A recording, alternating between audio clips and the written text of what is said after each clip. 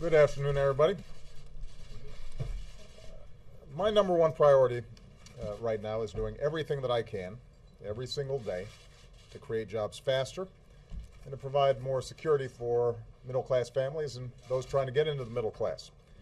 And at this moment, that means making sure that nearly 160 million hard-working Americans don't see an increase in their taxes on January 1st.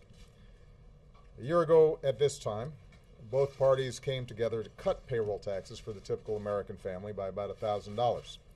But as soon as this year ends, so does that tax cut. If Congress fails to renew this tax cut before then, that same family will see a tax hike of about $1,000 a year. There aren't many folks, either in the middle class or those trying to get into the middle class, who can afford to give up $1,000. Not right now. And that's why Congress must act. Although the unemployment rate went down last month, our recovery is still fragile. And the situation in Europe has added to that uncertainty. And that's why the majority of economists believe it's important to extend the payroll tax cut. And those same economists would lower their growth estimates for our economy if it doesn't happen. Not only is extending the payroll tax cut important for the economy as a whole, it's obviously important for individual families. It's important insurance for them against the unexpected. It will help families pay their bills. It will spur spending. It will spur hiring. And it's the right thing to do. And that's why in my jobs bill I propose not only extending the tax cut, but expanding it to give a typical working family a tax cut of $1,500 next year. And it was paid for by asking a little more from millionaires and billionaires. A few 100,000 people paying a little bit more could have not only extended the existing payroll tax cut, but expanded it. Last week, virtually every Senate Republican voted against that tax cut. Now, I know many Republicans have sworn an oath never to raise taxes as long as they live. How can it be that the only time there's a catch is when it comes to raising taxes on middle-class families?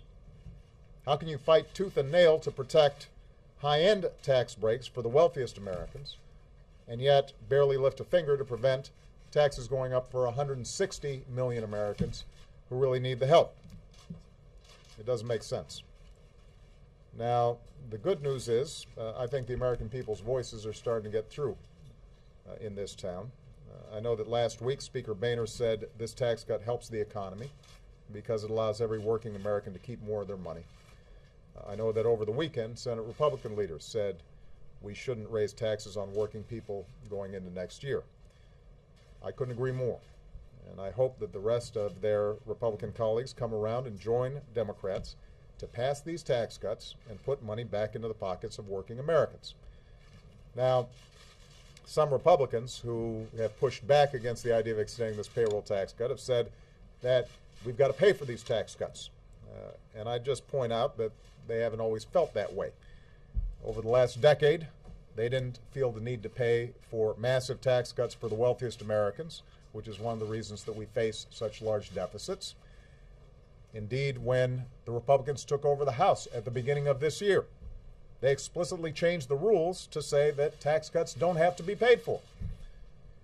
So forgive me a little bit of a confusion when I hear folks insisting on tax cuts being paid for. Having said that,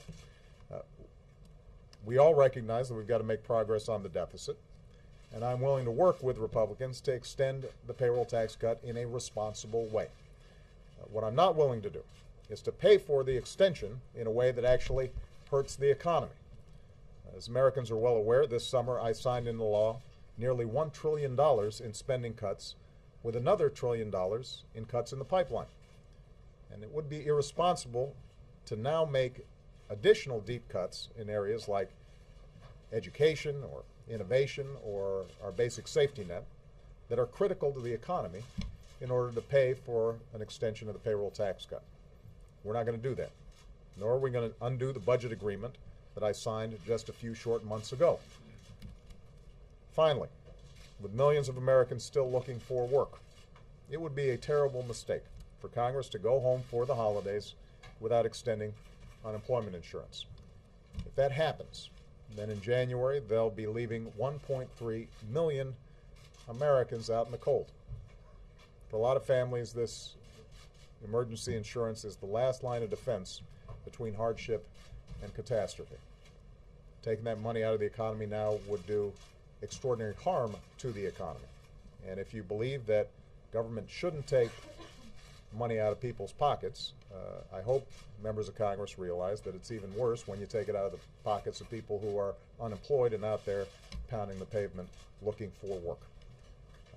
We are going through what is still an extraordinary time in this country and in this economy. And I get letters every single day, and I talk to people who say to me, this unemployment insurance is what allowed me to keep my house before I was able to find another job. This is what allowed me to still put gas in the tank to take my kids to school.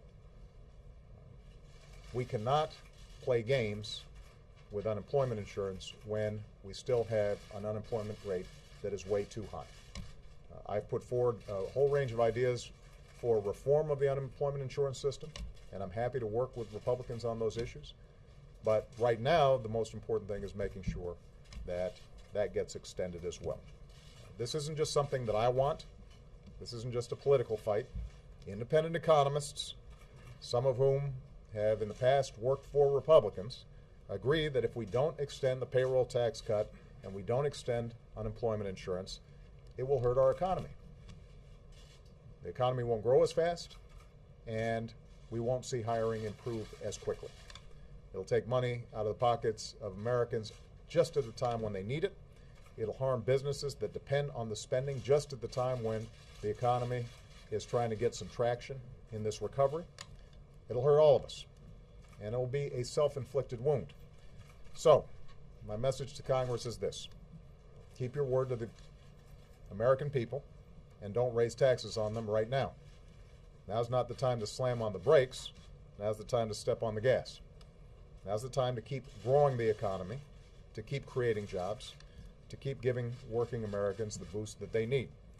Now's the time to make a real difference in the lives of the people who sent us here. So let's get to work. Thank you very much.